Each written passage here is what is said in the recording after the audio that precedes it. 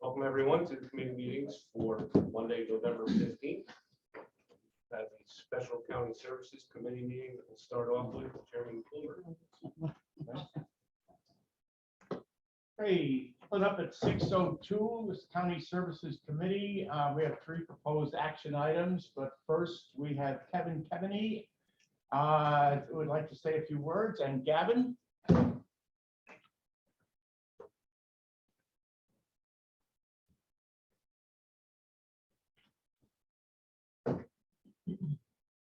Hey, good evening, everyone. Welcome. My name is Kevin Keaveney. I'm the Executive Director of Hudson Valley National Center for Family Integration. This is Gavin Walters. He's the Director of Vet-to-Vet Services.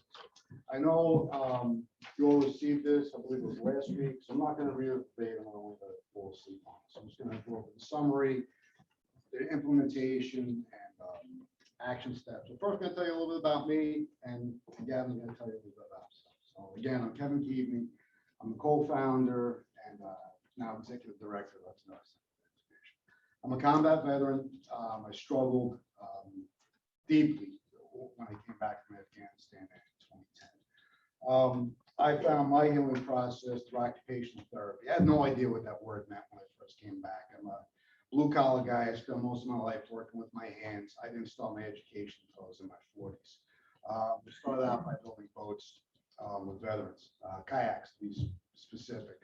And we're amazed at the success. In fact, all 4 of the first participants have gone on to have successful careers, and they have been fully reintegrated. In fact, one of them is actually the manager of our wooden boat workshop now. I can't begin to tell you the importance of a program like this in the community. It's done wonders for our vets down in Ulster County. We actually work with some of your vets here in Greene County.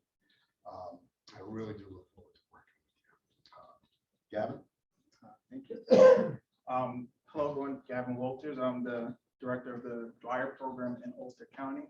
I'm a struggling veteran myself. I can list all the things that it's probably seen in the VA of all the things, the medication I have to, use for myself. But within our own struggles, we see that for another person, another veteran, they see us when we're our strongest, and they see us when we're at our weakest. And from that, we can encourage each other, and we're able to help one another get to that right place. For a lot of things that we do at the Dwyer program, a lot of things that we do in the Dwyer program, the first thing we did last year is we walked from Kingston all the way to Albany, 56 miles in 22 hours. And that was to raise awareness for all the things that is happening with the military community: suicide, mental health, homelessness. We walked right through Greene County all night. We didn't sleep, and we went all the way to the Capitol to say, listen, we're struggling veterans. We are here to help each other. We're here to work with the community. We're here to work with law enforcement. Law enforcement was the biggest, support for us getting into Albany. So we always tell people, like, the community is the best part in, getting a service member to help. Last year we operated with no money. And for the first thing that we did with no money, we actually helped a veteran purchase a house with the help of another Orange County organization. We helped the veteran through suicide. We help many individuals. And the Dwyer program, which started from Joseph P. Dwyer having an accidental overdose of aerosol, the community saw that, okay, how can you help a person not go through that same situation? And through Congress Zeldin, and about 10 years ago, Congress Zeldin and Long Island, along with 4 other counties, they started a program with 4 programs. And now in 2021, there are 25 programs, which started 2 counties last year. Ulster and Sullivan started in the national pandemic because they saw how important it was for veterans to be connected. And last year, through the pandemic, with veterans being locked down, they actually committed suicide during those times. And those conversations of suicide, homelessness, all those things that, so many topics that is so taboo and a lot of people don't talk about, is a lot of conversations that we want to have with the community. We want to go out there, we outreach, we connect with organizations, we work with Girl Scouts, we work with so many different platforms to bring the community together and go back to, families. It's just a plethora of different things. And so I could keep going on and on, but I know Who wants to say some things too? You can see why I love this guy. You can see why he's the director of the Vet to Vet program in Ulster County. His passion is unprecedented. You can also tell he's in the Air Force. He's got his hands in his pockets. And blue. And blue.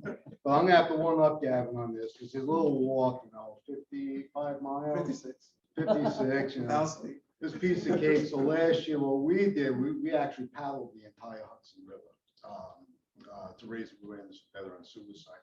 And I was talking to Michelle. The cool thing is that we actually stopped here in Catskill last year. And then I forgot all about. I can't remember the name of the restaurant. It's such a cool place now. It was so hospitable to us. And we got stuck here because there was the wind. We were here for, I believe it was 2 days. And you guys were great hosts, and we really did have a good time. Really supported our mission.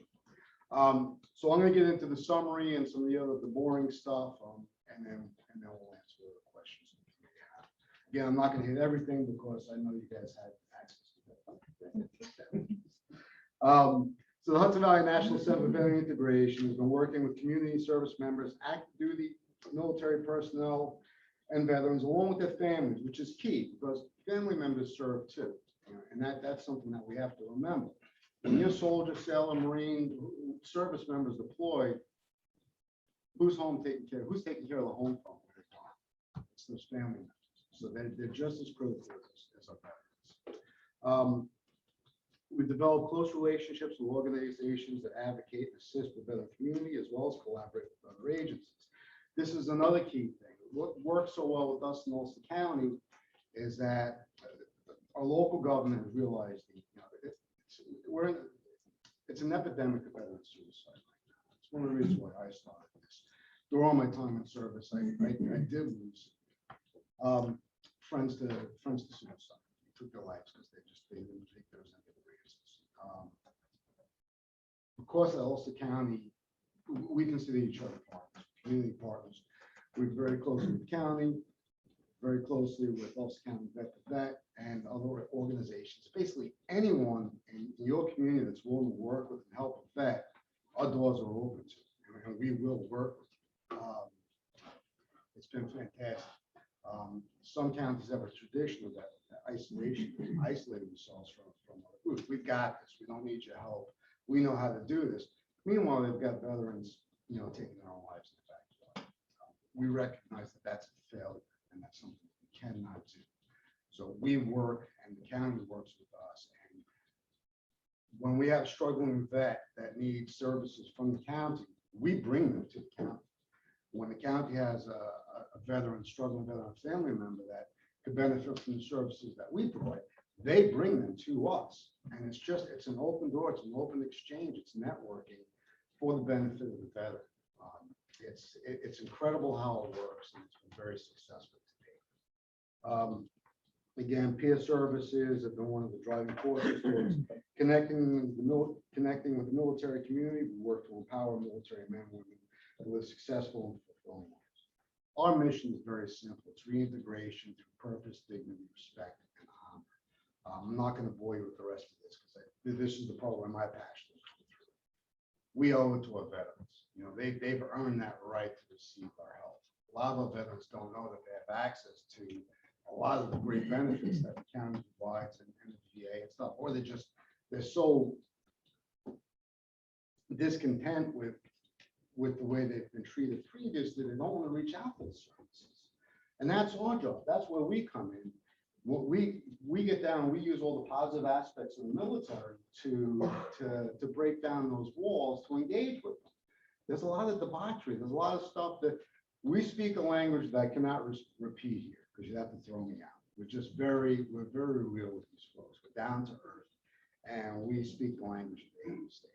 And that's one of the other reasons why we're so successful. So into the nuts and bolts of what we'd like to do here in the county. So implementation deliverables the first 2 years, veteran outreach within the community, provide space for veterans, connect veterans to resources, initial events that we've done in Ulster County, which has been very successful. It's program introductions, family fun days, bowling, movie seminars, outdoor activities, and workshops. Our workshops include everything from building kayaks to creative writing workshops, to financial readiness, to of course, the vet services. These, they're all provided to no charge to the veteran. There's never a fee for anything that we do for a veteran. When they come in, that's just, we're there for them. We're just the brothers and sisters that serve with them and continue to serve with them. Our action steps is a peer committee. We already work with veterans in your county. We've got several that are actually excited to have the program come into your county, and they'd like to begin working with us to bring it in. Mission goals, carry out program, new standards developed under this section within the grant, for initial team training for veterans, peer volunteers. All of our volunteers and employees are certified peer-to-peer counselors. So they've got critical training that's required to see and warning signs and signals that a veteran may be putting out. We're going to identify what Greene County veterans are going to need, and we'll implement best practices. We'll hire veterans within Greene County. These will be your veterans working with your veterans. I want to make sure that you understand. We provide mental health and support 24 hours a day, 7 days a week. We have a peer support line, so veterans struggling, that in crisis can reach us, and we can be that resource to them. Again, outreach, which is again connecting with community, talking to veterans, talking with businesses, and speaking sponsors. We go into your community. We work with your businesses and other community members to provide some cool stuff for that. Because it's not everything is crisis. A lot of times we find the struggling veterans from building boats, from creative writing programs, or just coming out, hanging out in the office and having a cup of coffee. Sometimes I'll say, how many times have we had a vet that's just come in and had a cup of coffee and laughed and joked with us, only to find out several visits down the road that this guy or girl is close to losing his home, or is in crisis with his family, or struggling with who wants to be here. So it's just, it's just nuts and bolts, grassroots stuff that peers provide to our vets. It's nothing magic. It's just hard work and dedication and passion from folks like that. It's just like that. So the conclusion, and of course we'll have compliance. We actually work very close. The Wyatt program is monitored by the Joseph B. Dwyer Committee, I believe it's called, which is in the University of Albany. Yeah, data collecting. So for any veteran that we engage, it's 100% confidential program. So we don't record anybody's social security number, any information, unless it's because we partner with the VSA, the VA, and so many other organizations. Those individuals might get the information if they, sign a consent form. But other than that, information that's sent to Albany regarding the data is just for the county for them to see the county's interaction with each particular person, because we have phone calls, texts, emails, so many different engagements. They want to see why is it so successful in each county. Gavin, how many veterans did you work with last month? 400 and Yeah, like about 400 engagements from crisis, homelessness, a lot of things. Just for the conclusion of the Hudson Valley National Center for Immigration has been actively involved in peer-to-peer services in Ulster County for several years now. We have been meeting the needs of veteran service members and their families successfully. We have built strong relationships in the community and gained the trust of its constituents. With the addition of Greene County, sponsored by the Joseph B. Dwyer Grant, and partnering with strong organizations like the Veteran Service Agency, we can ensure the development of sustainable model. It's been a long night, sorry. Sustainable model that is mutually beneficial to our partner organizations. Most importantly, we will add to and enhance the service for our veterans of Greene County. Does anyone have any questions? Now, we do have the budget connected to it. I believe everyone's got the handout of what the budget is. To be clear, I'm not sure what Greene County will receive because it goes on veteran population. So we made this budget as if it was for the maximum amount of the grant, which is, I believe, $185,000. There's also the possibility of $95,000. Go ahead, sir. So in Ulster County, how many employees do you have? Say that one more time. How many employees do you have in Ulster? We have 7 at the center, but we have 4 dedicated employees for the Pietro Speed Fire Corps But Okay. it's a lot of volunteers. and a lot of volunteers. And again, it may be out here. How long have you been in existence? The Hudson Valley National Center for Veterans, National Center for, I can't even say it. The Hudson Valley National Center for Veterans Creation has been in business for 2 years now. We started 5 years ago as a Veterans Vote Workshop, on official sponsorship. American Legion closed 750, I believe it was, in Soviets. Okay, and obviously you tracked how many people you've helped, correct? Tracked how many people we've helped, yep. And what's a rough number in 2 years? Just with the quiet program, we're thousands. Yeah. I don't have the exact number on me, but like I can get that back. Ballpark? Thousands of engagements. Okay. Including both, including the Hudson Valley National Center for Veterans Creation and the Joseph. But, thank you. My pleasure. Where's your workshops? Workshops are actually in the old, Tech City, the old IBM buildings. Kind of. So it's Enterprise Drive in Kingston. The county foreclosed on most of the properties there, and we're able to take in. We've got a 4,500 square foot workshop where we do all woodworking, kayak building. And we've got roughly 2,500 square foot office space where we have if anyone's in the military, maybe familiar with USOs or MWRs. So when the veteran walks into our center, there's TVs, computers. We also work with county mental health and MAUD, so we've got telehealth facilities there as well. But big comfy couches, coffee, TV, and computers, and that's where you'll see most of our vets come. Supposed to be as welcoming and inviting as possible, because when so many people go into any type of environment, they build up a wall, or depending on how they engage, they might not have to talk about what they might be experiencing. So as long as you have a welcoming environment, like I turn on the TV and put on music and have underwater, displays of different things, and that really helps people, because when they sit down, they feel relaxed. They feel like they could have a conversation with someone, and that's what it's about. Just having an environment, inviting, welcoming, open space where people can actually just talk about anything. Gavin has fish playing on the TV all day long, and this TV sits right next to my office, and all you hear is the bubbles from the television. The vets love it, but it drives me nuts. It's calm all day. The other thing I want to touch on too is, so most of our staff are actually highly educated. Gavin's an MSW. I'm going through my MSW. Retired law enforcement. One of our staff is a retired detective. Another one is a carpenter by trade. Jessica Bugley, mindfulness. She does a lot of stuff with yoga, tribe, like so many different things in the community, where we try to get connected with a lot of the resources in the community. Wilderness, outdoors, I mean, just anything that might engage a veteran, better. It's anything fun and cool is what we try and bring. Kevin, your suicide prevention, do you do the counseling yourself, or do you send them somewhere? So we're therapeutic, so we don't do therapy. That's one of the things that tends to scare off veterans. When they hear therapy, they don't want to be involved. So we do peer services. Now we have PTSD groups. We have Vietnam veteran support groups. So we do peer counseling. Now, if we have a veteran that's in crisis and they've told us that they are suicidal, they have made a plan and they are going to take their life, then we initiate, the standard plans, which is, contacting law enforcement and mental health.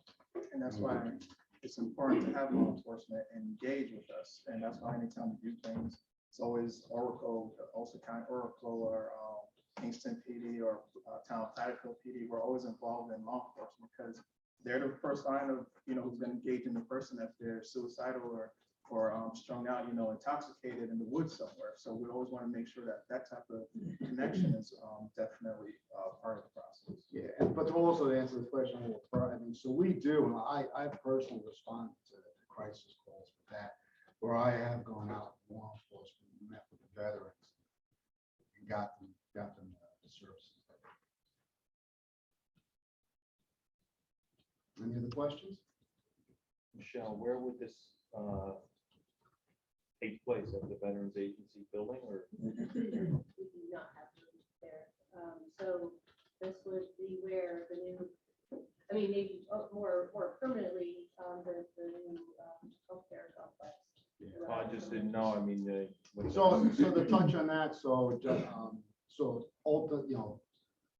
preferably if there was space donated by the county that we could use an office to actually provide the services, that would be excellent. Because all the money from the grant stays in the county minus the administration, the offices and stuff like that. If we have to lease, then we lease, but it's the more money that we can save for the services, the more money that goes out to the county veterans. I was going to ask that same thing because I feel like that new community services building that we're thinking about, perhaps taking Michelle's office and making that incorporated into that building as well with something like this. And then I was doing a little research about how people are using the ARPA money. And perhaps that's another aspect that we can look at, maybe something for veterans. Is there a veterans pavilion that we could create on that campus to do our honor of veterans ceremony? Is there a special monument that we can create, for our veterans in Green County to incorporate all this piece together into that community services building? So I would like to see that as well. Excellent. More here and now, and trying to get them a location. I spoke to Amanda Lyon. She said that she believes there would be space for them. And I mean, I was just a few, but at the current mental health building. Yeah, we have a former space at the CFC that he was using under contract for $1 a year. They haven't used the site in a number of years, so the site is actually dark. So there is space where we could get them, within the next few weeks. I know they really wanted to be Yeah, we could. physically here before the holidays, but the holidays are, they're here. So we could turn it up fairly quickly. If you've got existing space, I've got at least two Greene County veterans that are looking to volunteer. So we could turn something like that. On his wider side, are you able to fund everything that you need to do with that grant funding? Or is there county influx like for Ulster County? No, everything that we've done so far has been through community donations and the plan. Okay, It's tough, but we make it work. that's amazing. That's how we were successful last year. And that's, just to be very specific, so when we started, we believe we have a passion to be very clear. So someone had asked how long we're in operation. As you said. This is our first year of funding, first few months of funding. We've done this unsupported without any income, except for small donations. So yeah, we make it happen. It's the money definitely helps, but the veterans.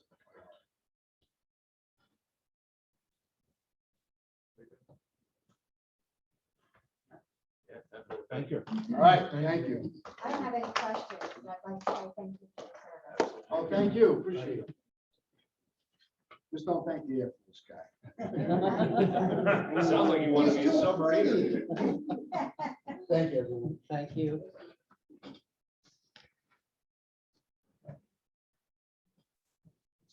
We're ready.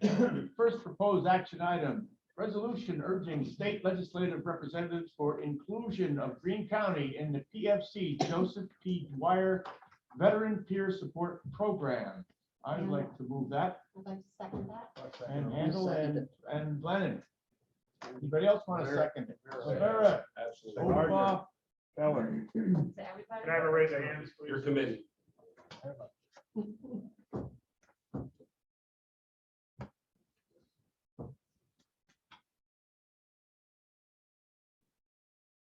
I think it might pass. We have anyone opposed?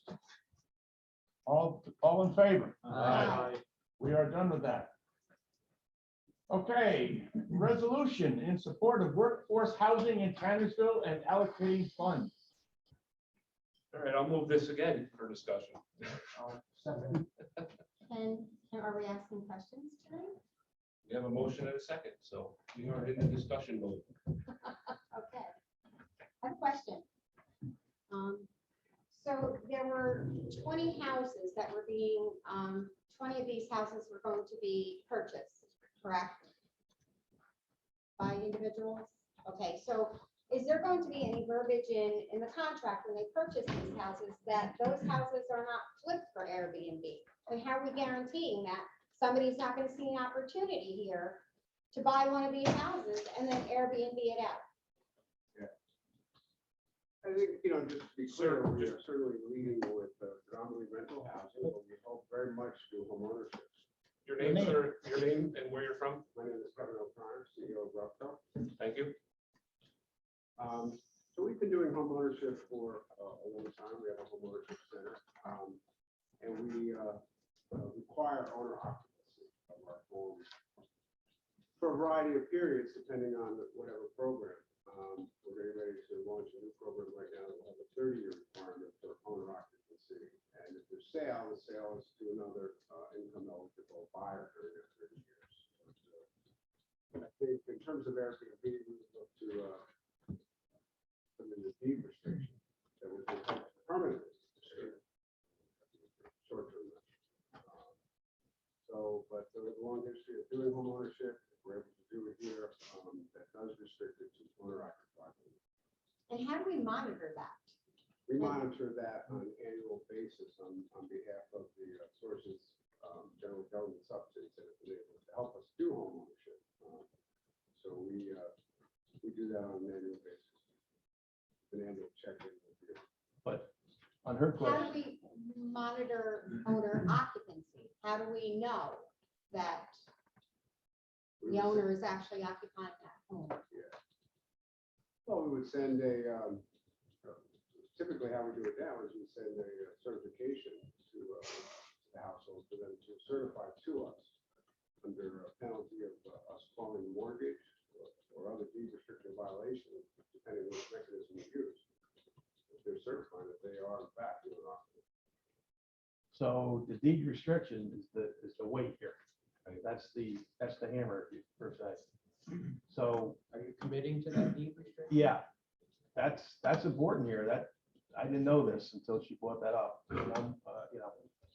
There's got to be a deed restriction in here. We cannot, do this and then somebody turn around and use it as a rental.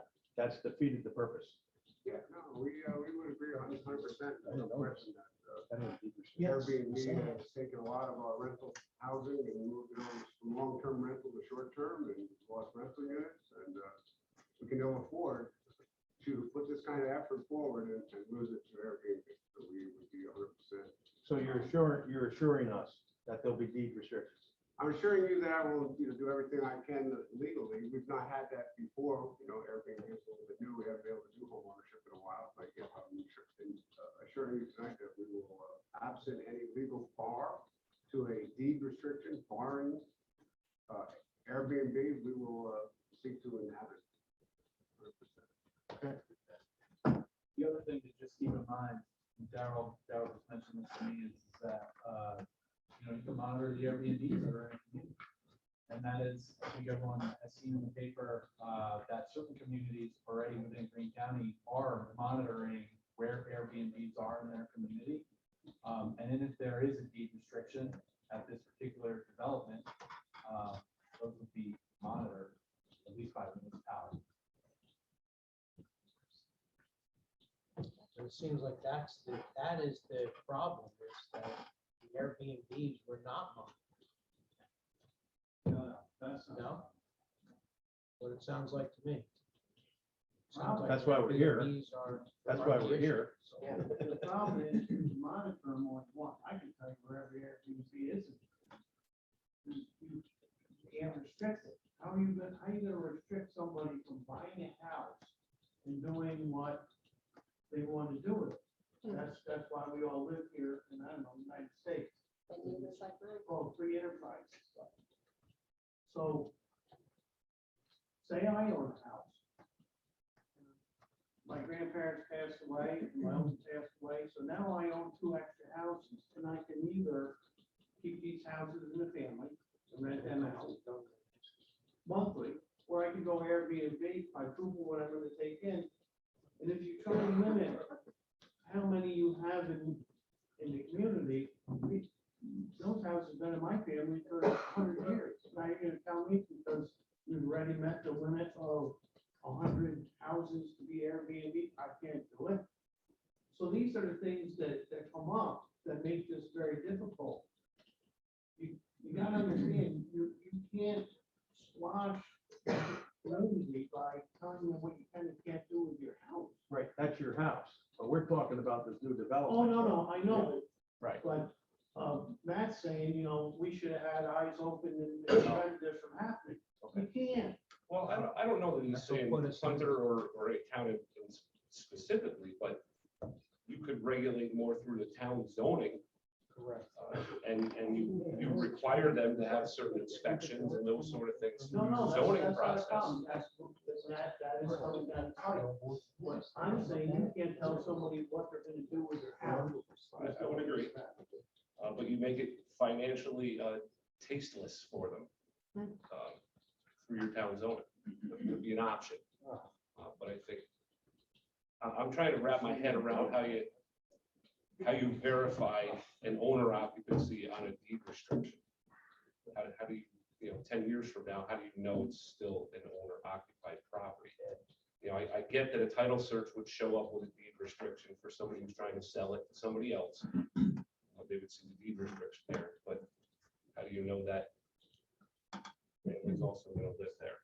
Sure, it'd be But also checked keep in out mind through that- the annual inspection through the government subsidy, right? That's correct. You would think. So what Tom just said is correct. There would be an annual inspection and an audit, for lack of a better term, of that for the deed restriction. And then also important to keep in mind is that this development is going to be managed, right?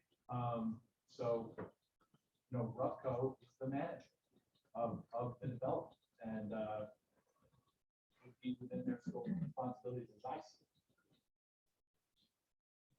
Sean, Kevin, thank you for the information, number one. Number two, the subsidies of the 80 units, how many will be subsidized? Are they all going to be, all plans be subsidized by the rents, or are you going to just have a portion? Essentially, all the units will be subsidized by government subsidies. By the taxpayer, not the government. Yes, by taxpayer dollars. But already appropriated taxpayer dollars, as I mentioned last week. You're not correct about that either. That bill may have been passed, but that's why we have deficit spending today in trillions of dollars to pay for programs like this. Programs that That's we the current. fund this housing have been appropriated for decades and years, and they'll be appropriated next year, or we won't be able to apply for them. They'll be appropriated funds. I'll stand by that statement. So imagine if we're able to do some affordable homeownership units on a campus that has some rental housing. Our experience has been that first-time home buyers that are getting in are going to be very appreciative.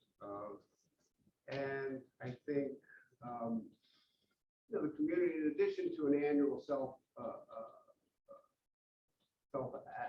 attestation that we would require, with penalty of either a note, mortgage, or a deed restriction for failure to comply. I think we all know that some of us have been bothered by Airbnb next door. And I think that the community would also help to ensure that Airbnb is at least being reported if it's occurring. It's pretty easy to see it when it happens. So I think there's a number of ways that that we could look at the situation, but it's a new phenomenon. Kevin, can you explain, I think maybe we might get hung up on subsidy and the definition of what that means. We thought it's sort of, it's the income and the AMI of what somebody makes would make them eligible to live there. And I just want to make sure that we're all on the same page as to what to define what a subsidy is. Well, the eligible occupants, are income limited at various income levels upon move-in. And then after move-in, there's no limit on their income. And, the rents, they could, sell a book, sell a movie, sell their company, whatever, make $1 million and the rent goes up to market rent. There's no further income restriction. Not push people out when their income goes up. We don't want to be part of a program that has any limiting factor on income. It's upon moving that we do the income test, and thereafter, they would just adjust the rent. The subsidies come in the form of tax credits that we sell to private investments, so it attracts a lot of private investment, and to our grant programs, either at the federal or state level. So those are the types of subsidies that we use to help because the cost today of building homes outstrips the ability of people to pay at the incomes that they're receiving. So that's not like a subsidy like, hey, I need you to supplement me. That is, I need an investor to come in to put up the development costs for this through RUPCO, who will then receive a tax credit, and that is considered a subsidy. Sean, I'm gonna agree to disagree with you. Along with Kevin, I will agree with you this, why wouldn't they be happy first-time homeowners? You got 20 people out of an 80 unit, according to our last conversation, that are gonna receive a pilot. How many other people that are buying new homes in this county are gonna receive a pilot to offset their taxes? Probably none.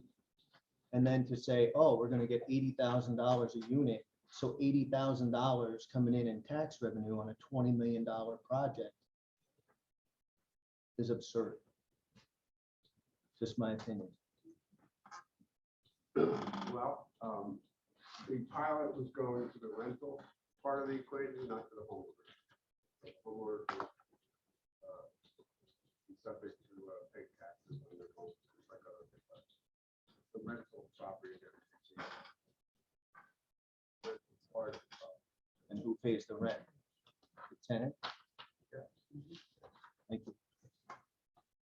It's also important to note that, like, in those 20 cases, these are people that wouldn't otherwise be able to afford a home, right? So I think that's an important distinction in that we're creating an opportunity here for these people to actually have some ownership of something that they own, deed restriction or not, with deed restriction. And a pilot is a temporary mechanic. So what is Meaning it? it's not in perpetuity. Well, and I understand that. And even the gentleman that was here last week from the property management from Wyndham Mountain, he even came out and said it hasn't been a good investment for any developers.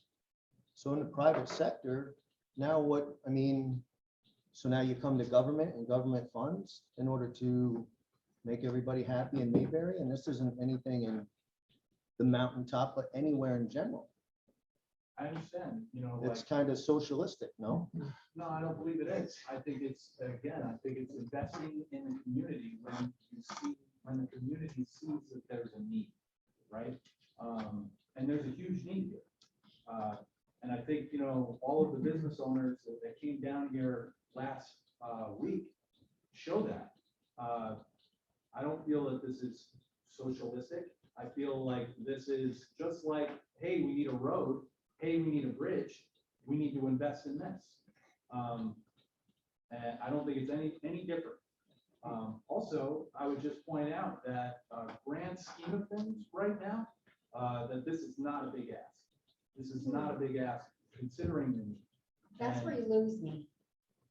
I don't know how anybody in this room can sit here and say $350,000 is not a big ask, Tell that to the people who they've never seen that amount of money in their entire life. So I wish we would stop saying that because I think it's a big ask. That's a lot of money. That's a lot of money, but you know what, as Tom said,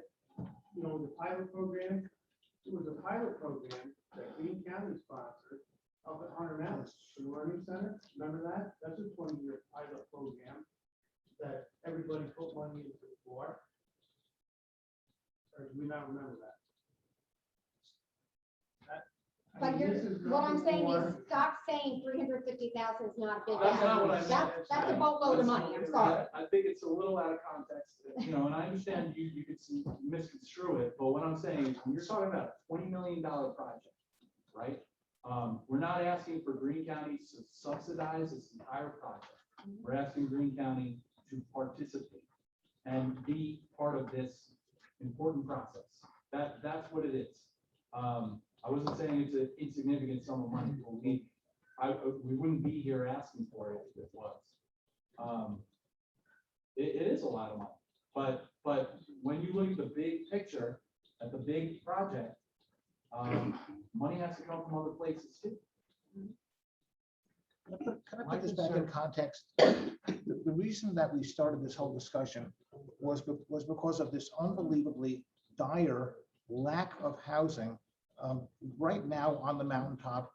In the business community, they don't have places for employees to live, and they're already operating under capacity, under what they could be doing, which is hurting them and hurting the community. That's the driving force behind this. We weren't talking about a housing project in a vacuum, like just any place, put it in the middle of New York State.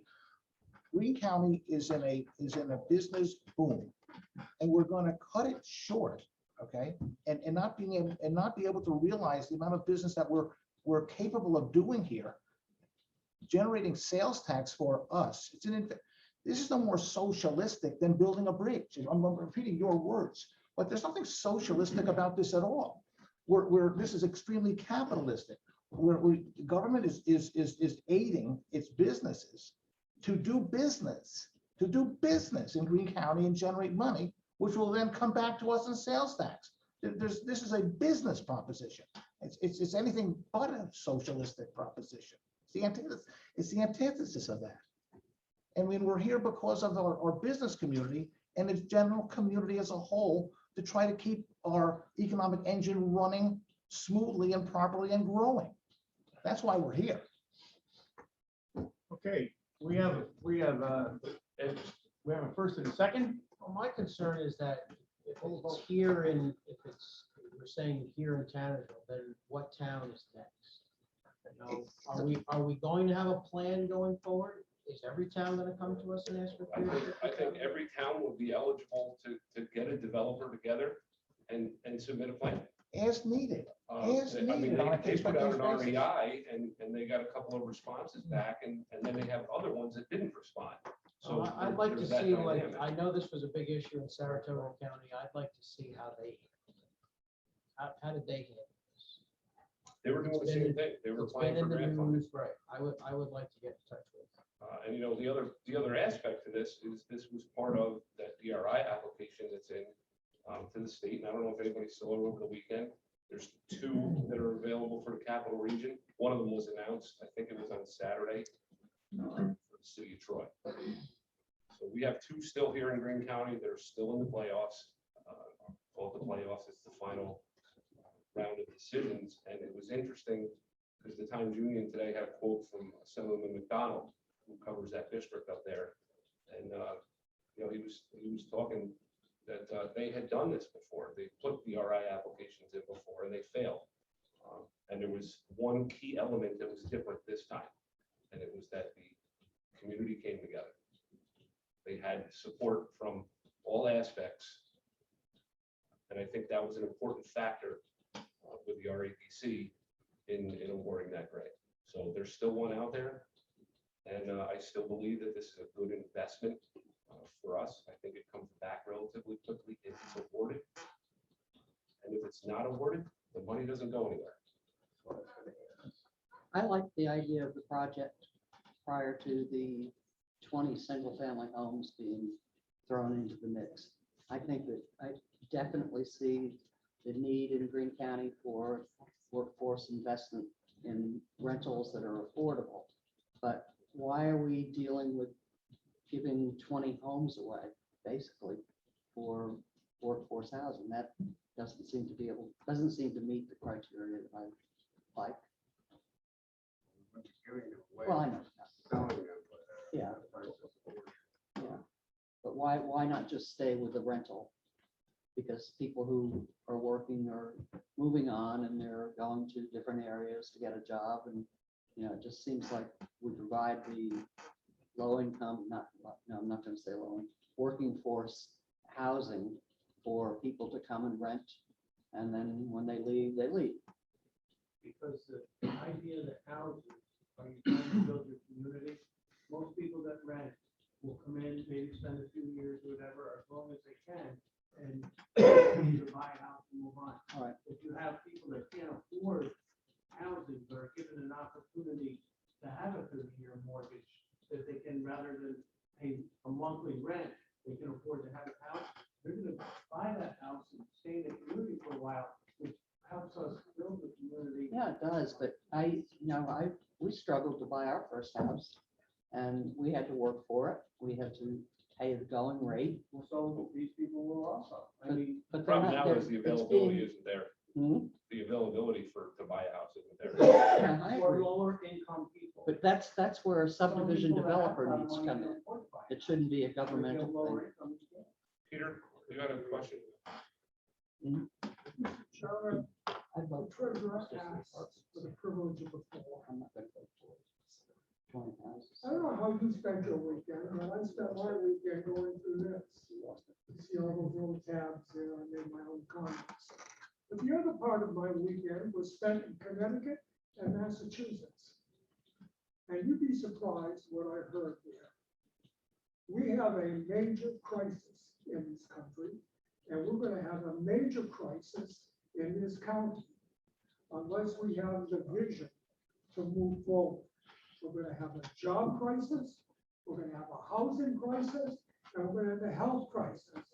And to give you the health crisis, one of my staff members today took her husband to the doctors, and he needed to go to the hospital to have an infusion. The hospital told him, do not bring him here, we have no beds, we have no staff. If that doesn't make your hair curl, it makes mine. Now look, you can talk about taxpayer money. But you know something? Look at this building. Look at this building and look at all of us here. We all live on taxpayer money. Taxpayer money pays for everything we do. This is one of the first housing proposals that I have seen in all my years, 25 years in being in Greene County. And if we don't do something to at least support this application, I think we are making the biggest mistake of our lives. That's all I'm going to say about it. Thank you. All right, can we have the vote? We have a first and a second. All in favor? Aye. Any opposed? No. None opposed. Motion carried.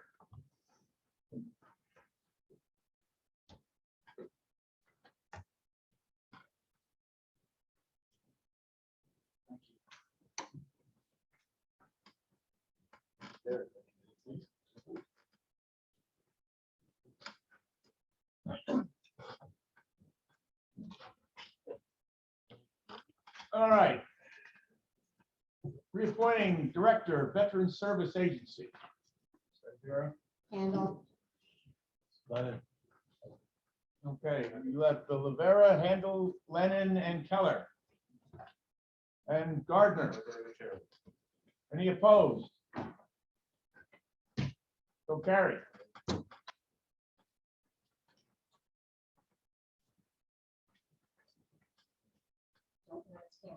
Is there any other business to come before the County Services Committee this evening? Motion to adjourn. Motion to adjourn. We are adjourned. Well done.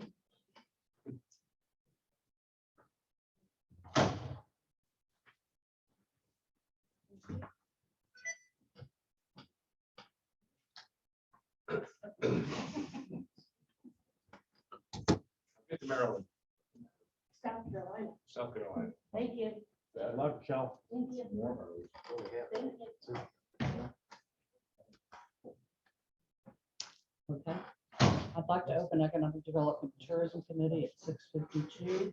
We have our director with us here tonight, and he would like to make a long presentation. Is that the reputation I really got? Staff. Well, yeah, because it didn't speak last month. Okay, we have 4 resolutions on the agenda this evening. Just want to point out a couple items. The first item is authorization to resubmit the grant to dishes for our Catskill Point Shoreline Stabilization Project. We're resubmitting this. Project has been redesigned slightly. It's been reduced in scope. The amount of sheet piling that we're proposing to use has been tightened up a little bit.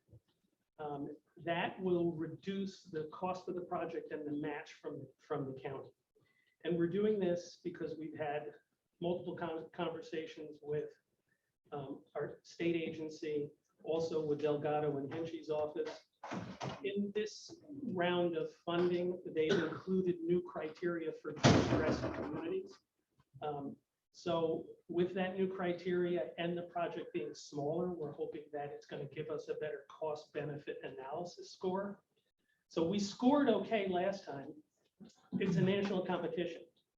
And the state has encouraged us to reapply. It's a lot of money. We need grant funds in order to make that project go. So we're taking the initiative to resubmit the application again. They're due annually around November. So with support of this resolution, the grant will be due November 3rd. It's a technical application, so we've been working on it pretty closely for the last month. And November 3rd? I'm sorry, November 30th. Thank you. Thanks, man. Yep, thank you. All right, there's also 3 tourism resolutions on the agenda. This year's I Love New York Matching Funds Award to the county is going to be in the amount of $52,750. Also, the award to the company for printing of the travel guide and the vacation map, the lowest bidder on this year was for $58,000 and change for 85,000 travel guides and 7,500 vacation maps. And Heather Bagshaw is here tonight, so if there's any questions on the tourism resolutions. Heather, is this an increase from last year? And of course, I Love New York or the travel guides. yes, Okay, yes. and you, And we're getting them later because the cost is Okay. huge. we got, But another big thing though, is we did the page count. And we played around with not to get too technical, we played around with the type of paper so mhm, that we can keep our costs as low as possible without sacrificing quality. and we did 85,000 last year. And, Actually, we did 85 in 2020 and 2021. okay, We printed a little more in 21 because of COVID. okay. We just didn't get rid of all of them. And do they all Carried get, them over. We just printed a few more in 2020. do they all get used? Yeah. Okay, thank you. Actually, we're holding some back because we're getting them later. There's some shows that we have to attend in the first quarter. So we're actually holding back. We still have enough left over for our shows, but we have other collateral that we can distribute other shows. So we're not too concerned about it. But yes, it's a good time. Thank you.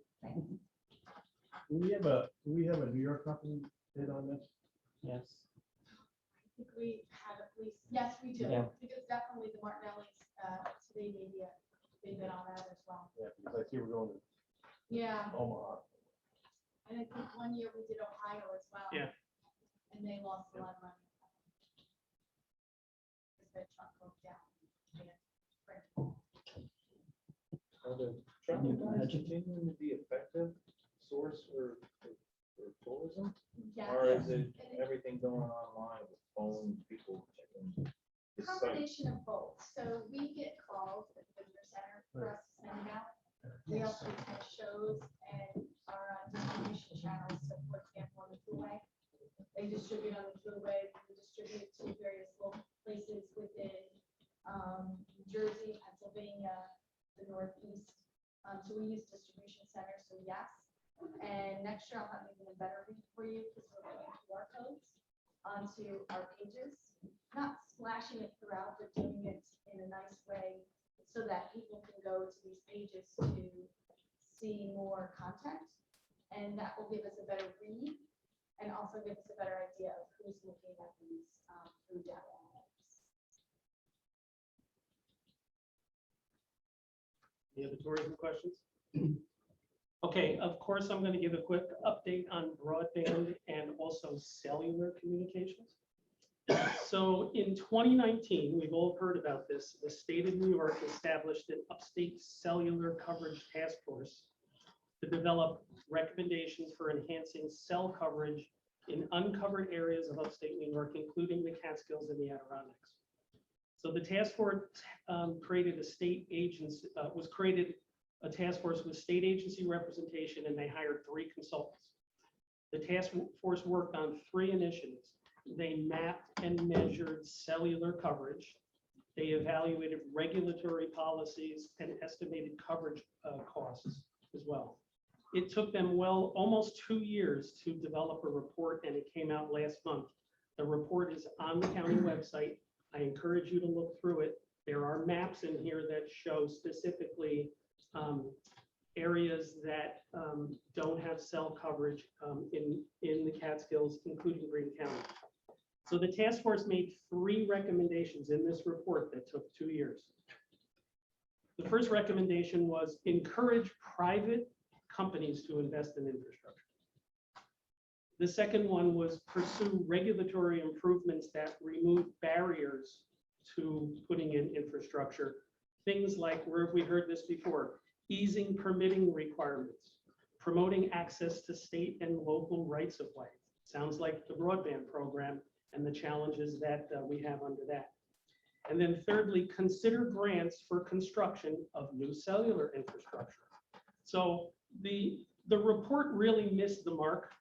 It took almost 2 years to recommend that what we already know, and it was really short on any real meaningful concrete solutions. I guess one of the benefits of the project was the mapping of dead spots that they did, and it has a pretty good map of the areas in Greene County. And we were contracted with ECC Technologies under our broadband project to also do cellular mapping, but we don't have to do that now. And the Greene County taxpayer doesn't have to pay for that. So I guess there is a good element within this report, and there's a lot in here. And I suggest that you take the time to look at it and read it. But what we already knew is the mapping that they did is they took cellular propagation maps, and even our real property tax office has looked into this. And then they drove the major state corridors in the Catskills and the Adirondacks. So again, they're telling us what we already know, that sections of routes 23A, 23, 42, 385, and 32 have dead spots in cellular.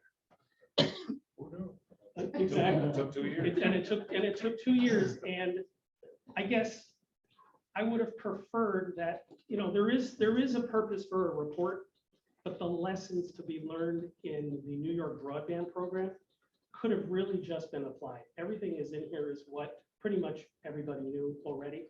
And in my opinion, they should have focused right on a solution-based approach and not just looked at the problem.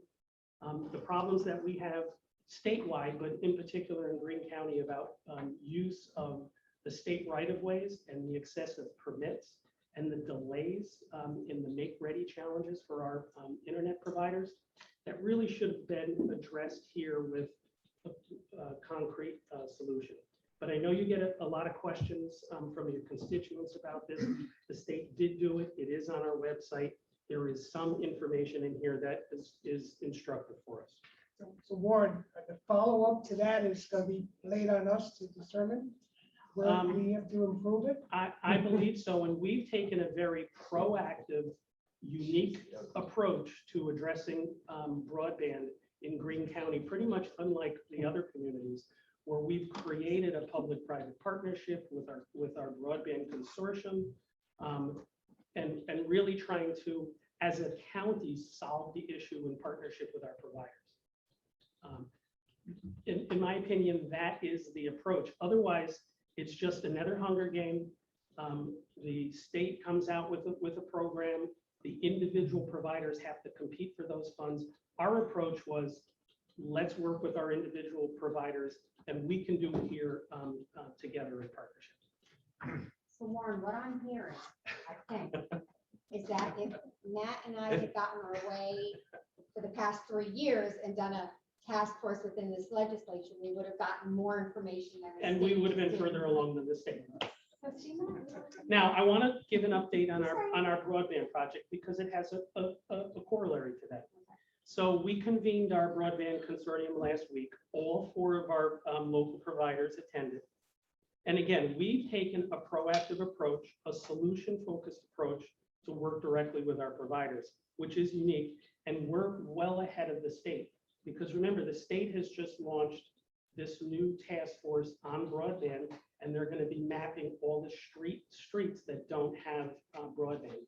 So we're well positioned to know what our issues are, where our deficiency are, and apply for grants. But we do that in partnership with our providers. So here's the challenge. So we asked the providers, what is it going to take to serve all of the remaining roads in Greene County? And what are their issues or problems? How can we work together to make this happen? And remember, we already reported out that we've got approximately 200 miles of roads with no broadband service, and that represents approximately 1,300 unserved residences. So the providers told us at our meeting, they're all willing to continue to work with the county. The biggest impediment is the cost of what's called make-ready work. Make-ready work is the fees that they have to pay to the utility companies to replace the poles, to hang the fiber on there. And those are, then there's annual recurring charges as well. And also, remember, the state of New York has that permit process. In order to put broadband in state right-of-ways, you have to do engineering evaluation and survey work. There's an application fee for the construction, and then every year moving forward, there is the cost to have fiber in the right-of-way. So our providers are telling us that is really their biggest impediment. They know how much it's going to cost to construct and pull fiber down a road, but it's the make-ready cost that's really the largest impediment here. As a body, we've already said that we should, we've asked the DOT to repeal their permitting fee. And it's kind of ironic that we already know the problem, and the Cellular task force is just coming out and identifying that this is a problem. They're only at the stage of studying the problem, not the solution. So our next steps are working with the providers and ECC Technologies. We've asked them, let's figure out what the network design and cost is going to be for the remaining roads. And then work with them to apportion or carve up what provider is willing to take what roads. We want one solution for the county, not piecemeal. We've been asked to share all of our data back with the providers, and we plan to do that so that they can help us develop cost estimates for both the make-ready and the service installation costs. Because once we have the magnitude of cost, we can discuss funding options and potential grant sources. The remaining roads are the most costly to serve because they require more public sources of funds, even greater than what the broadband program has done in the past. The broadband program funded largely 80% of the cost, and the providers matched it with 20%. These roads have fewer homes than all of the other roads. It might likely turn out to be that there needs to be a public subsidy of 100% from either the federal or state government to really get these providers to go down these last mile roads. Some of these roads may have 1 or 2 houses in 2 or 3 miles, and the number of poles that need to be replaced are just cost prohibitive. That's including, they can vary it, but we talk with our providers, there's a lot of roads that have rock. And when you go to replace a pole and you have to do blasting or drilling, It's the costs are just through the roof. These providers want to work with us, but they're being very realistic in terms of what the real challenge is in the county. They've even looked at putting their own poles up on the opposite side of the road, so they're not paying that annual fee. You know, let's say there's 2 houses on a road, there's 30 poles per mile, they're paying a $15 fee for each pole annually. And they just can't return their investment that way. They're talking about putting their own poles up on the opposite side of the road. So we've discussed many times, and we discussed at length with the providers. What kind of grant funds could we potentially access and work with them on? So we've all talked about the USDA Reconnect Grant Program. We've talked about ARPA funds. The new Infrastructure and Jobs Act has just been passed. $65 billion is in that bill that's supposed to go to the state.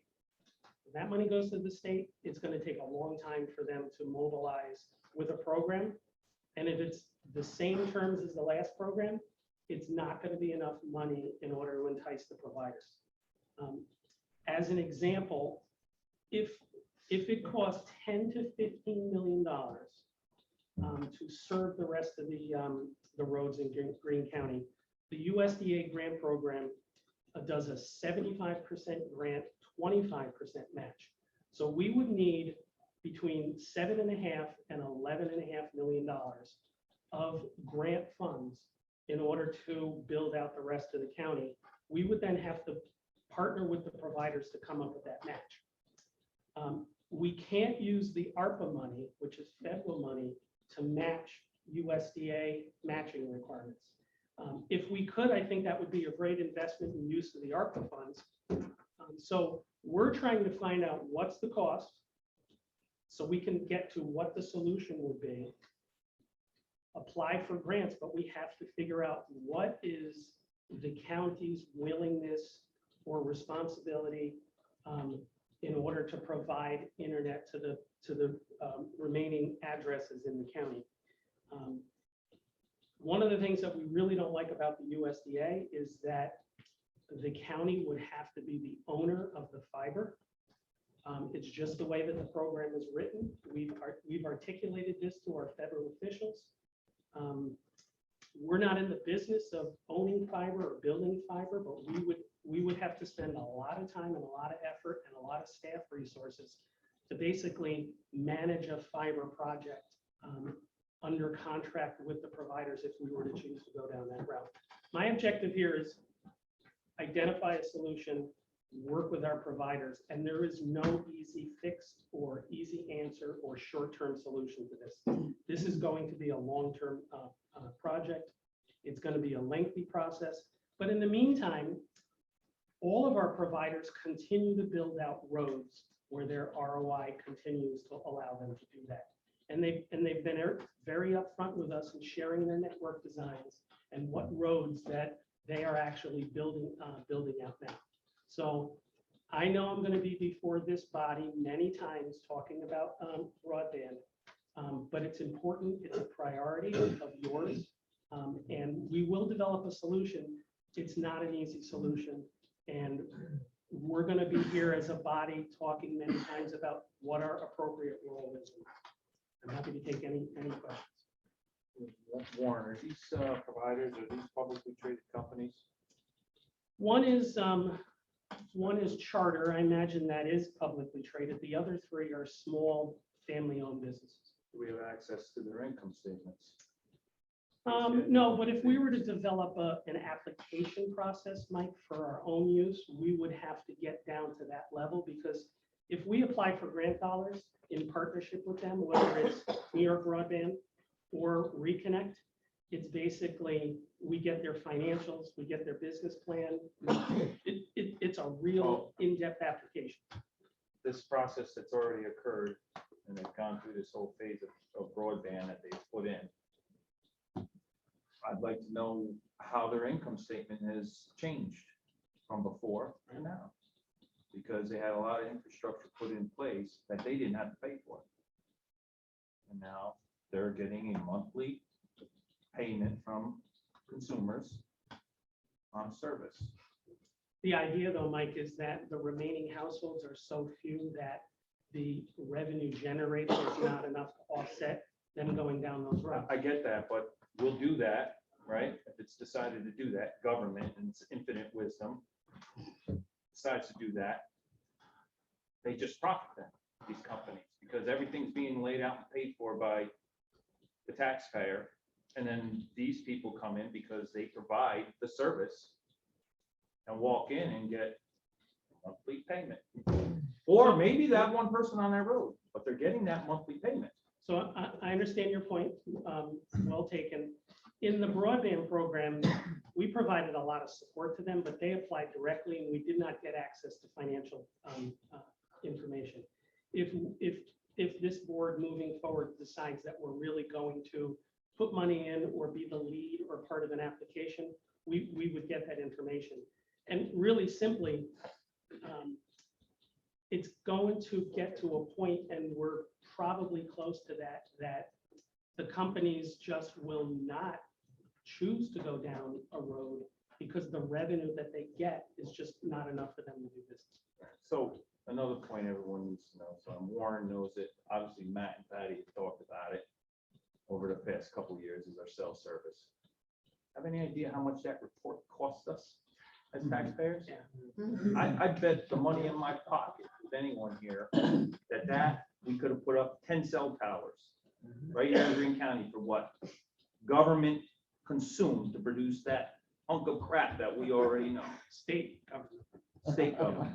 So for all of those who think all of these big governments, federal, state, work so well in providing all these necessary things, think again, because they consume such a huge amount of these monies that they pass, and it never really gets to the end user at all. And so be careful with that.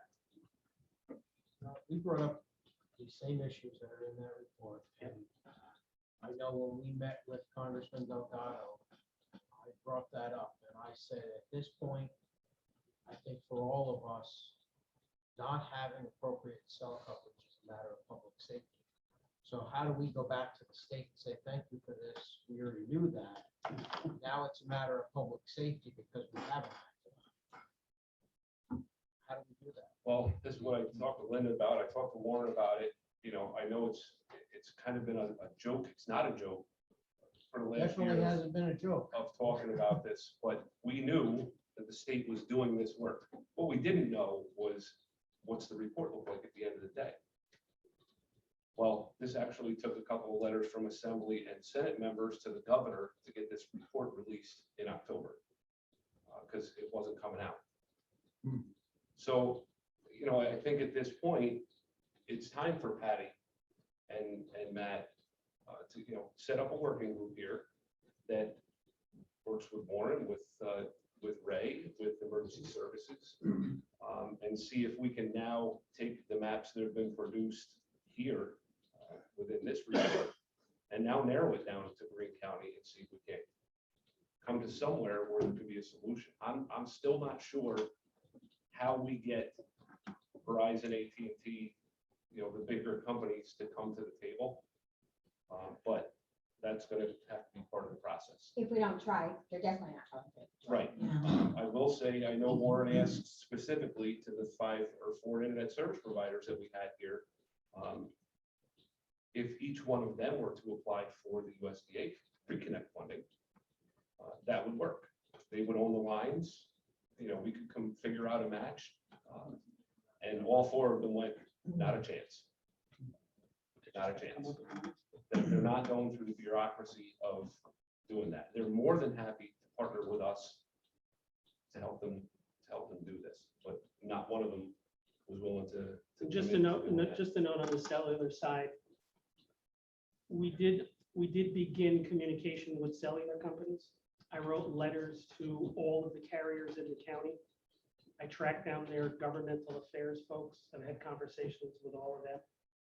And when I did that shortly afterwards, I got a letter from the Cellular Trade Association that represents them that said, you have no right asking for this information. You have no business in working on trying to solve the cellular gap. don't talk to my client. Well, I think we send that to the state government and say, here's the money you spent on this report, here's what we're getting back. Yeah. Start asking for help. We got some leverage now. We've got something to Well, we leverage. say that, So this is a priority and a topic of real need and concern, and I know I'm pretty passionate about it, and I spend many, many hours working on this. We're not done. We need a solution for Greene County. Warren, years back, I remember in the Adirondack Park, there was a huge issue with Yeah. cell towers. yeah, they just have Has that been remedied for the parks such as Adirondack Park, the Catskill Park? It was allowing fiber to go in the right of way. That was only a little bit outside of the right of way, but technically in the state forest land. Even that was a big issue.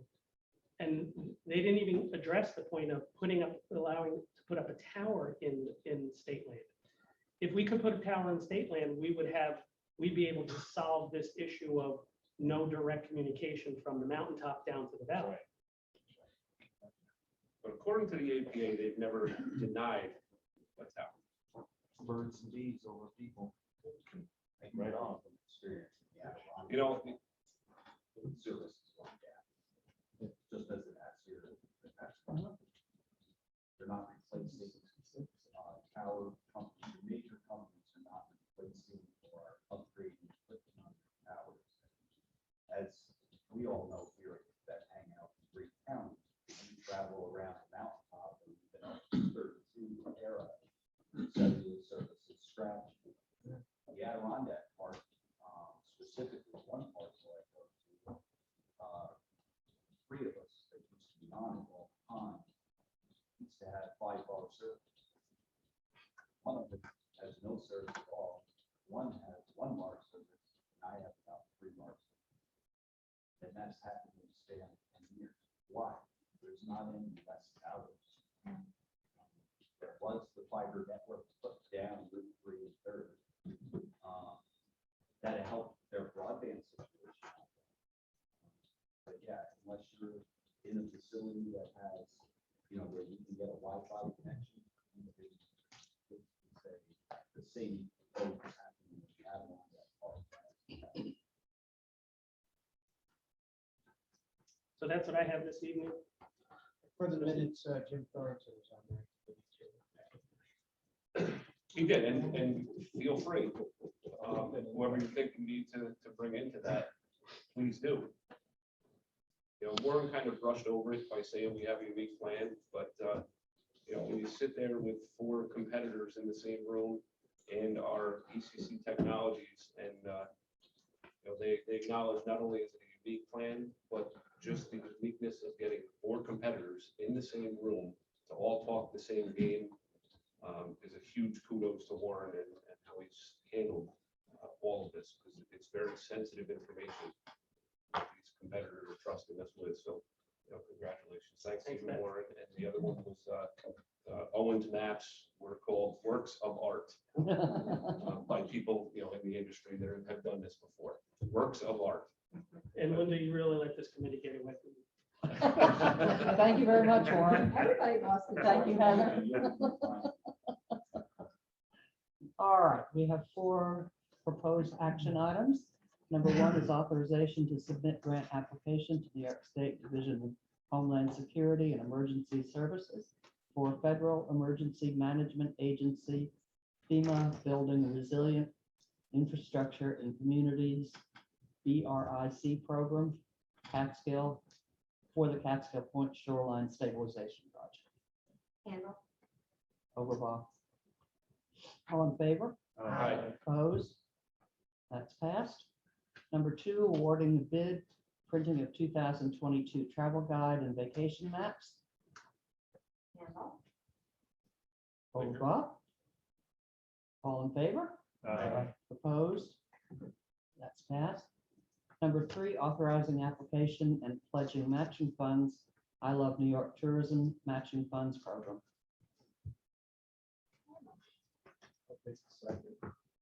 Jim? All in favor? Aye. Opposed? That's passed. Number 4, designating tourism promotion agency. Overblock. All in favor? Opposed? That's passed. We have informational item, Greene County Planning Board minutes for September 15th, 2021. And anything else to come before tourism? Motion to adjourn. Thank you very much. We are adjourned.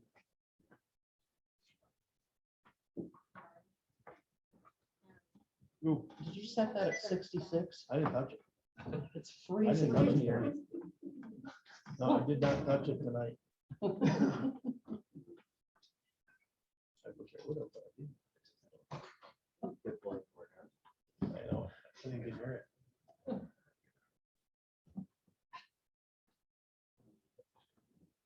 Oh.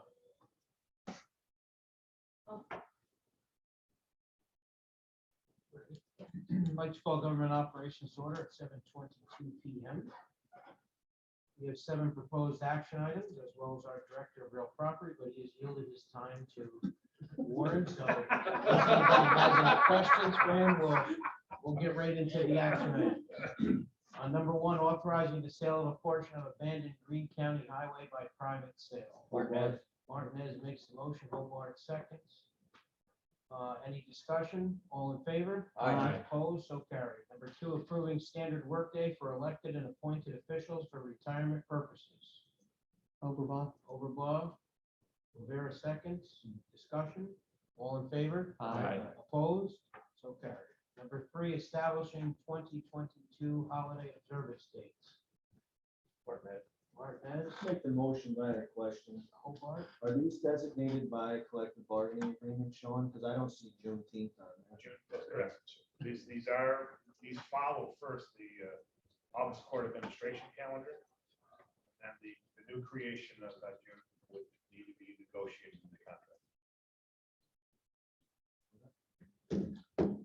any other discussion? All in favor? Aye. Opposed? So carried. Number 4, reappointing member, Greene County Board of Ethics. Hobart makes the motion. Martinez, Give it, Charlie. Brennan, second. I'll second also. Any discussion? All in favor? Aye. Opposed? So carried. Number 5, authorizing chargeback of assessment role-related services and materials, state software licensing. Hobart, Rivera seconds. Any discussion? All in favor? Aye. Opposed? So Aye. carried. One opposed? Number 6, authorizing distribution of mortgage tax. Martinez. Martinez, Overblock. Discussion? All in favor? Aye. Opposed? So carried. Number 7, authorizing chairman and clerk to sign and execute warrants. Davis makes the motion. Second. Second, Martinez. Discussion? All in favor? Aye. Opposed? So carried. Anything else to come before government operations? Motion to close. Motion to close. Thank you to our director of real property for being here as always. Take a couple days off for coming in. And I'll second we're officially closed.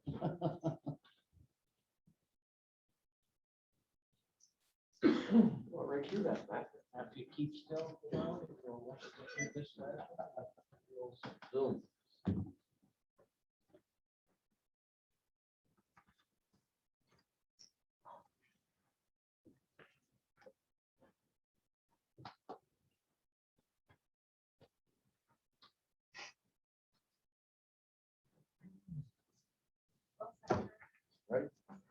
Well, Finance Committee, order, we have several action agenda items.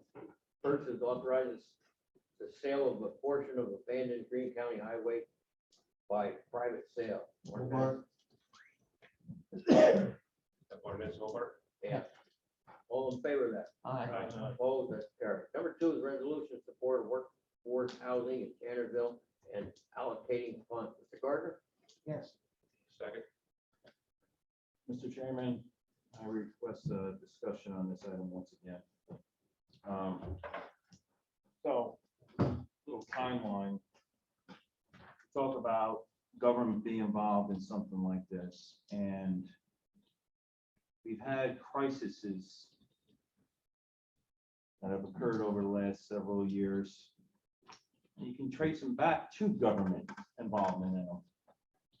in many ways, and restrictions on our economy through this pandemic and the way we behaved in handling this pandemic caused a strain on our economy, and it's not easily solved now with our labor market.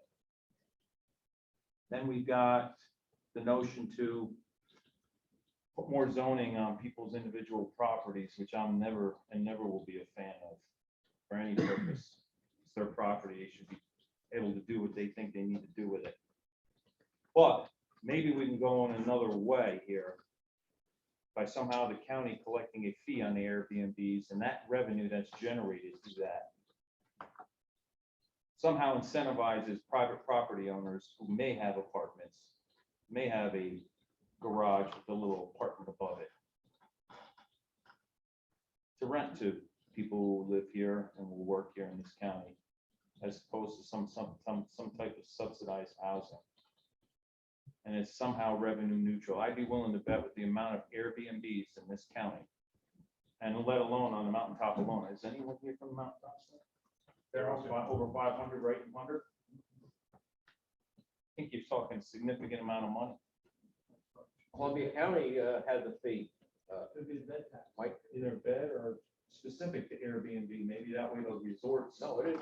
Columbia County has a specific for Airbnb. It's gotta be a request to the state. It's gotta be state approved. Why does it have to be approved by the state? It's a hotel occupancy tax. Annual fee. We don't have to call it a tax. Why do we need to call it a tax that involves the state in any way?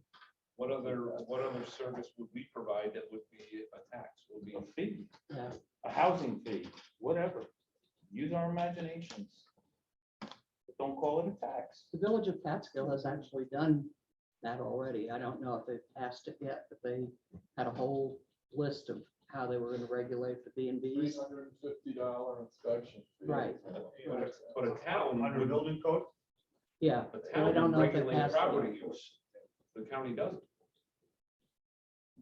What do you mean?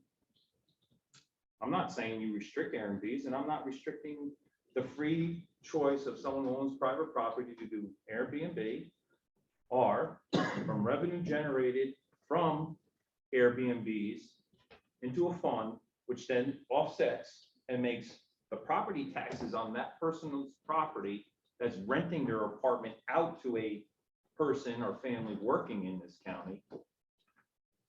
And that fee pays for that type of property tax. So the county still remains it gets the property tax. All right. Through the fee on Airbnbs. So the county's not really losing anything. But what inspection does a county provide that we? The county doesn't need to inspect anything, except maybe a payroll. Maybe a payroll form or a payroll receipt I see what of you're saying. some kind. So if you show up and you get paid from a local business, you have their pay stub, it's almost a reimbursement, or it is a reimbursement from that fund. But this $350,000, if they don't get the funding, this ain't that, right? Yeah, no, it's not funny. What it is they want Greene County to move forward because we're the weight for the grant application. They gain favor and points by the support of a Greene County government on this. 350,000 means nothing. That's plain and simply it. You're absolutely right. You're absolutely right. It enhances the attractiveness of their application for the funding that will get this built. But there are two different issues. I'm in favor of there being a county revenue, a municipal revenue, a county revenue from the Airbnbs. They can and they should pay revenue toward the municipalities. But a separate issue is the housing issue. There's a terrible lack of housing. The Airbnbs are there. We're not going to have them go away. Okay? And it'll be a very, very difficult thing to curtail them in the future. I think we can agree on that. This would create housing that otherwise is not going to be built. What was being said by one of the people from Chip Siemens from the slope. Private government, private industry, private commerce is not otherwise coming into the community to create this housing. We need this housing. The community needs this housing. The businesses on the mountaintop need this housing to be built. And but for these programs, but for these programs, it is not going to be built. And we're enhancing their application to help hopefully guarantee that it will be built, because it's a necessity. The government, the role of government is to do those things that individuals can't do for themselves, okay? Individuals are not gonna build this house. We're here doing what governments are supposed to do, taking care of those things that individuals can't take care of themselves. So that's all that's being asked, that we use public funds for a public good to solve a problem for the community. Where will the labor come from if the labor is not here now? Both places. If some of it will be local people, there are children who graduate from Hunter Townsend and International and Jewett. There's no chance in this world they're staying here. They can't afford to live here. Okay? Again, There are part jobs. of statewide policies that have made it impossible to stay here for our youth. And so it is, okay, but I can't deal with it. I can't deal with that here today. What I'm trying to deal with here today is our problem. Our problem is this housing. So I'm trying to focus on that problem. I can't remake the state, okay, but I'm trying to get the housing created that will hopefully solve our problem. Larry, do you think that this would be created within 3 years? Do you think these businesses have 3 years? Because I don't think the restaurants and things like that have even close to 3 years. Maybe $1 billion corporation like Vail Resorts may have the money. But they're not in that business, okay? I think that with the 3-year line you have there is, I think by coincidence, probably about right. Should everything click properly, we do, okay, whatever. The application go in, the application be processed, it be approved. 3 years is probably about right. I'm just, from what I'm hearing. I don't think it's 2, and it's probably not 5, probably 3-ish is about right. And they'll just have to get by. I mean, if we don't do it, I can guarantee it'll be worse. I do think the Airbnb tax that you're talking about is a separate issue, and No fee, tax. whatever you want to call it, it's a separate issue, and I do think it's one, if you can bring high something time. back. I agree. It's high time we do it. Okay. We've been slow in getting to the game of doing it, and we ought to do it. We were slow in getting, just an analogy, we're slow in getting to the game of raising our mortgage tax. We raised our mortgage tax, and a couple of realtors came in and complained about it, and we foolish criticism. Right. But in any event, people will not buy in Greene County. They'll compare our mortgage tax with the mortgage tax in other counties. They'll go elsewhere. Really? No. So in any event, we raised our mortgage tax, and look at our numbers. It's unbelievable. It's wonderful. Every dollar of mortgage tax is a dollar of real property tax that we don't have to raise. And most of it's coming from out of the county. Okay, so it's high time we do have an Airbnb fee.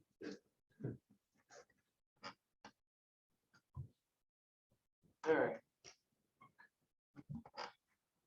All in favor? Opposed? Opposed, wake up. Who's opposed? Mr. Hobart, one. Mike, in favor or opposed? I'm close.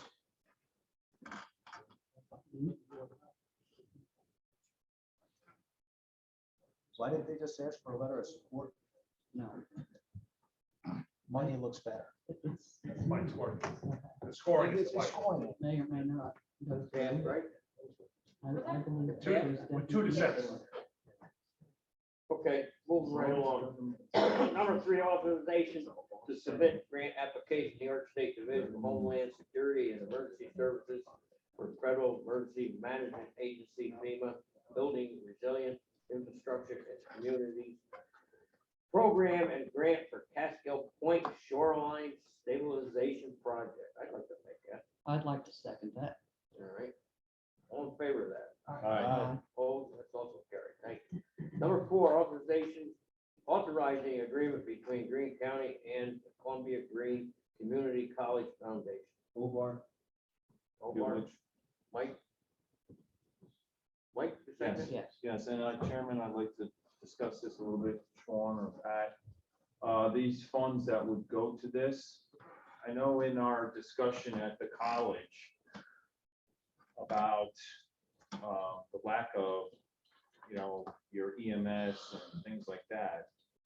Is there a way that we can kind of make this foundational monies more specific to some of the labor force needs in our county? Or are we bound to just hand them the money and they decide? I think we can condition Yes. money that we send over. The problem would be, do they do the classes? Right. Because I know I think they've done a couple of EMT classes there, but a lot of those are done in Cobblestone. So I don't know that they can just carte blanche say, hey, we're gonna put on an EMT or a paramedic class. I think all paramedic classes are actually at But Cobblestone. broadly, you could put limitations. Yeah, I think you can broaden. Yeah. Thank you. Thank you, Charlie. Thank you. All in favor? Aye. Opposed, that's carried. Number 5, awarding bid printing 2022 craft guide and vacation map. Leonard. Leonard, second. Linda, all in favor? Opposed, that's carried. Number 6, authorized application pledging matching fund, I Love New York Tourism Matching Fund Program.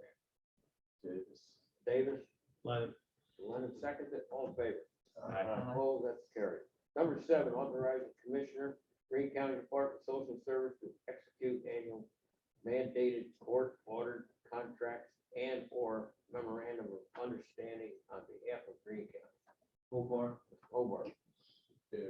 Davis seconds it, all in favor? Opposed, that's also carried. Number 8, authorizing Greene County Sheriff to execute annual mandated court-ordered contracts and/or memorandum of understanding on behalf of Greene County. Martinez. Hobart seconds it, all in favor?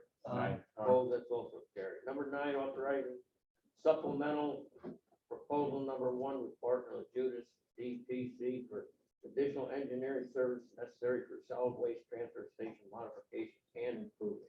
Hobart. Davis, this overall, second it, all in favor? Opposed, that's carried. Number 10, authorized agreement, Greene County Department of Human Service Aging and Unique Training Solutions.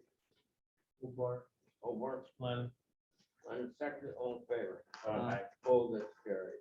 11, authorizing lease agreement, Greene County Department of Human Services Aging and Town of Brookside. Tommy? Yeah. Second that, all in favor of that? Opposed, that's also carried. 12, reappointing member, Community Service Board. Hobart. Leonard. Leonard, second it, all in favor? Opposed, that's carried. 13, reappointing historian. Overball, second it, all in favor? Who moved it? I did. Martinez.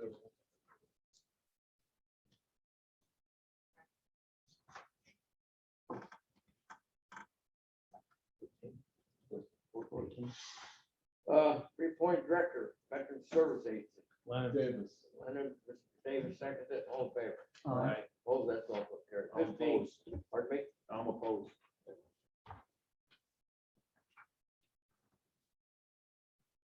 Carried, thank you. 15, authorized charge back of assessment roll related services material state software licensing fee. Hobart. Gardner, you like the second? Yes. I thought so. All in favor? Opposed, that's Opposed. carried. 16, authorizing distribution of mortgage tax. Hobart, second, all in favor? Opposed, that's carried. Authorize the chairman and clerk to sign and execute warrants. Overball. David seconded, all in favor? Opposed, that's also carried. 18, establishing capital project number 122, 2021 State Homeland Security Grant Program. Mr. Gardner? Yes. Linger. Davis seconds it, all in favor? I had Linger on the second. Second, okay. Someone gave me here. I think I do need hearing aids. All in favor? Number 19, budget amendment, capital project H110, technical rescue and urban search and rescue. Leonard. Leonard, That's the money they're rolling over, right? all in favor? Opposed, that's carried. 20, budget amendment, Greene County Public Health Department Health Research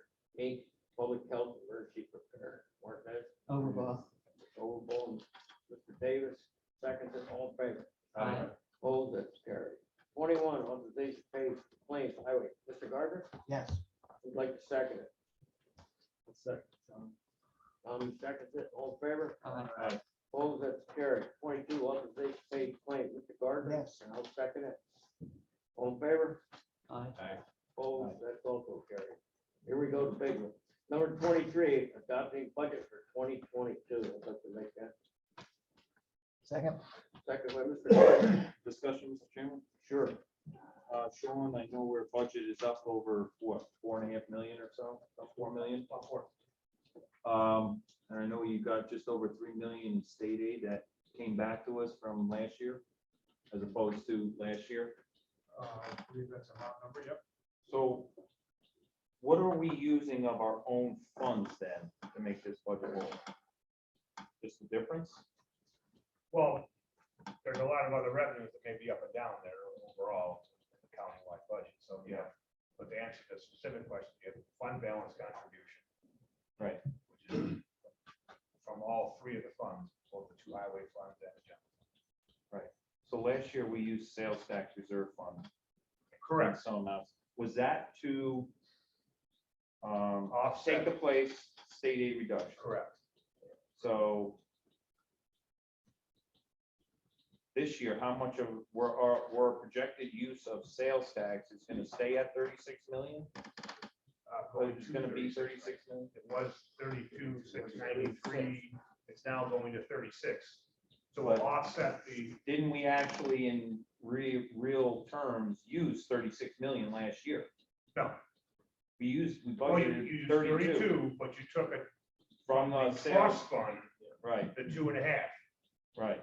And that at 12/31, we'll evaluate whether or not we needed the 2.5. When you add up all the other revenues and expense reductions we've done during the year, my suspicion is you won't need it. Because we know what sales tax is by its own right. So then that money in theory would just remain in the trust fund, and the overall budget will self-balance by all other revenues and expenses. So remember, there's budget and there's actual. So your budget was based upon the concept of using money from the trust fund.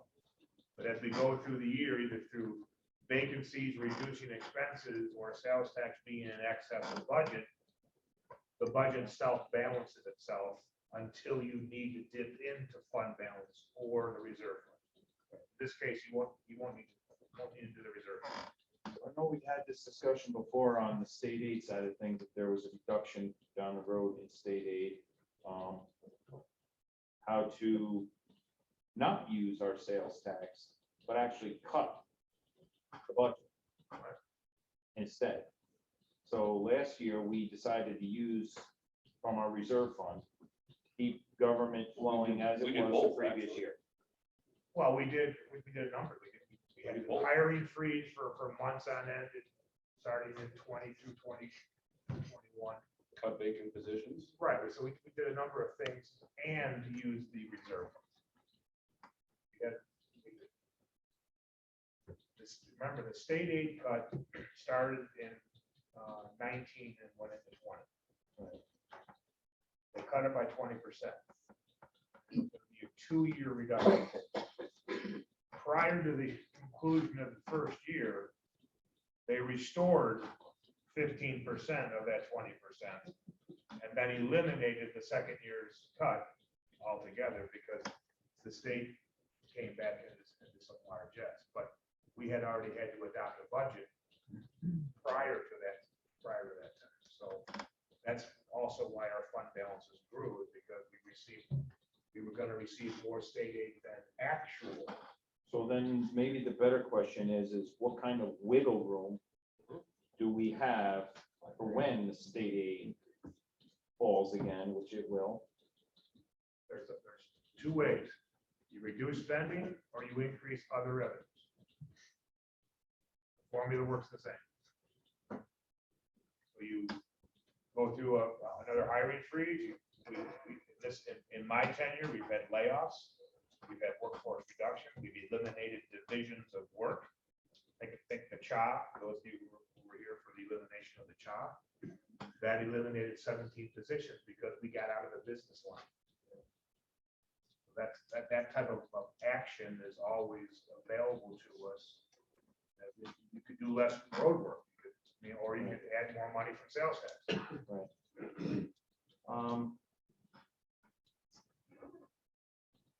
What the hell else?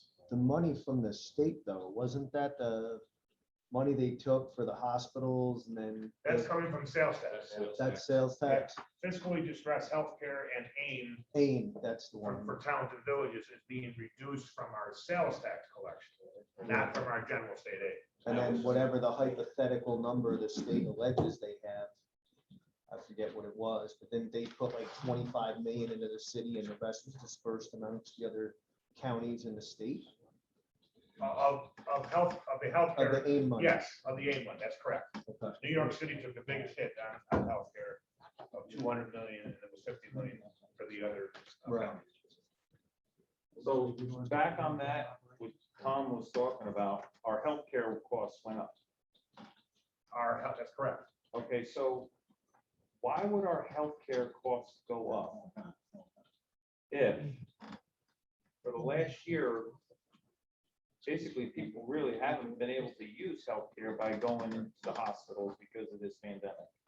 Why in some way there, when we had elective surgeries put off and things like that, and doctors not being in there and this whole diversion thing, how has that affected the employees of our county and their ability to get the health services that we keep paying for, but we may not be able to use because of that We don't situation? break our arm, we don't write a check. Because we're self-insured, so we're not buying a policy that we're not using. Okay. It's you break your arm, we fix it. So if people, because of COVID, stayed home, didn't travel, whatever, then your budget expense line would have been lower than your. And you didn't see that at all? Or Not really. But are we really by ourselves? We we're in a pool with No, other we're in a counties, pool. no? Healthcare, it's us. Workers' comp, we're in a pool. Ah, So, yeah, and the healthcare industry now is gonna charge more for that broken arm. You know, it may have been $150 last year, it's gonna be $175 this year. So that increases. the reason I asked that question is weeks ago in the budget hearings and budget workshops, we talked about the sales tax being used to help distress hospitals. And you said that they didn't use it. They That's didn't correct. need it. The state never distributed the money to the hospitals. They're sitting on $250 million. But we never see it. They take it before Right. it comes to us. Right. It's deducted from our biweekly transfer to us. Take it right off the top. And I asked the question of NISAC, then therefore, if there is no distress amongst the healthcare, does that mean in 22 that deduction will not occur? And the response has been, it technically expires with the expiration of this state budget. Every indication is the state will continue to deduct it from counties.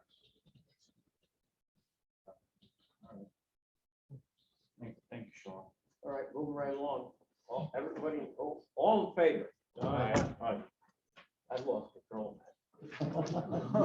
Opposed? 24, make appropriation for the conduct of county government for the year 2022. Leonard. Gardner, Yes, Lenny. Mr. Leonard, second, all in favor? Opposed? Carried. Okay, that's the end of the resolution. We have with us tonight. Treasurer? Mark, individual? Acting just the way we expected from that this year, especially in this month, but in October, payments of delinquent taxes went up pretty significantly. Year to date, they're down. I think everybody's waiting to see what happens in January, whether there's going to be a foreclosure option for delinquent taxes. We still don't know. We don't know what's going to happen. Year to date, down also. Sales tax continues to grow. Quite a few more payment periods, and I think that it's probably going to be pleasantly surprised when it's done. I know I'm going to be. The thing that's starting to come in now are delinquent school taxes. That I will tell you is gonna be a big number. Right now, it's about $5 million. So, school taxes that haven't been paid, and as I go through that list of non-payees, I see people on there who I can't imagine. Probably gonna pay $15,000 and $16,000 in school taxes that haven't been paid for a couple of years. As I said, because we don't know it. We're all super. Any questions? Questions for the treasurer? Who's the question? No? Anything else come before? Motion, Mr. Motion. Chairman, Mr. Chairman, I'd like to request executive session for personnel matters. Second.